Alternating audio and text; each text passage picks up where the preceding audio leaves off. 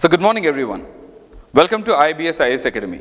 I am Ashok, Master's graduate from IIT Kharagpur, and since the past years I have been training UPSC aspirants. I am also an author of 4 different books for civil services examination in the areas of science and technology and ecology.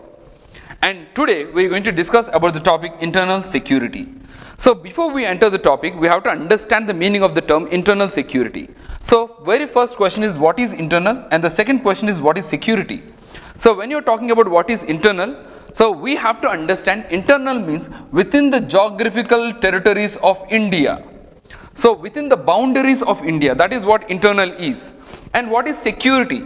Security means protecting the rights of the people, protecting the sovereignty of India.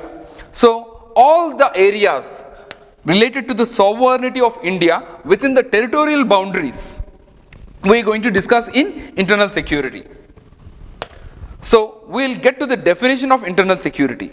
So what is the definition of internal security?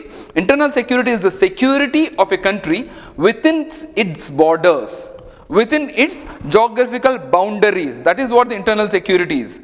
And this implies maintenance of peace and law and order and upholding the sovereignty of the country. So the very first thing is about maintaining peace and law and order. So for any country to be stable and growing and developing, it has to maintain peace. And also the law and order is of utmost importance of any country to maintain its stability. And also the most important factor is maintaining or upholding the sovereignty within the territory of India. So what do you mean by sovereignty? Sovereignty means governance. So means self. Reign means rule. Self-rule.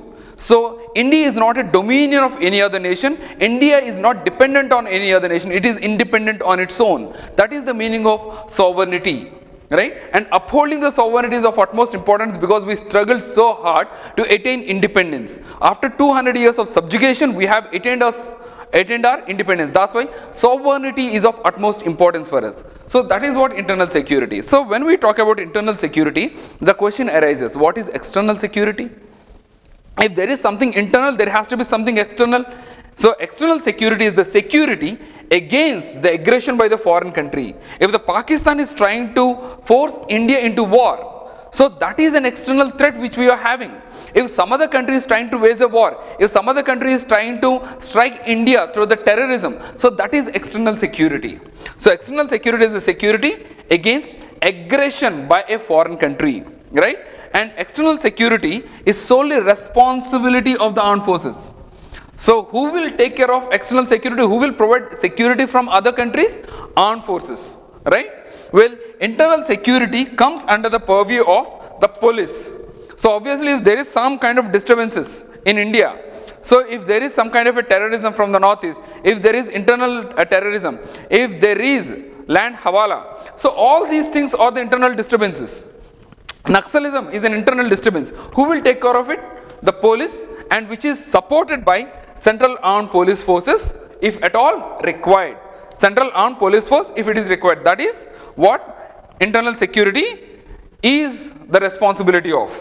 And next one, the Ministry of the Home Affairs. Which ministry takes care about the internal security? Ministry of Home Affairs. Whereas for the external security, it is the Ministry of Defence. For the external security, it is the Ministry of Defence, right?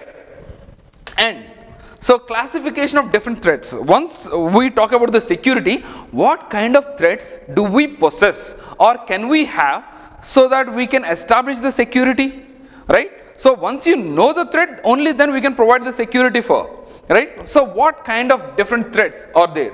So the Kautilya had wrote in his Ardhasastra, the first book of administration, that a state can be at risk from 4 different threats. So what are those 4 different threats? The first one is internal, the second one is external, and internally aided external, externally aided internal. These are the 4 different threats where the country can have the threat upon.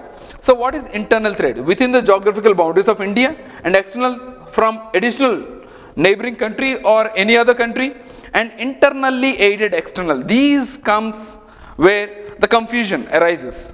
So internally aided external, that means there is an external threat which are aided by internal forces, right?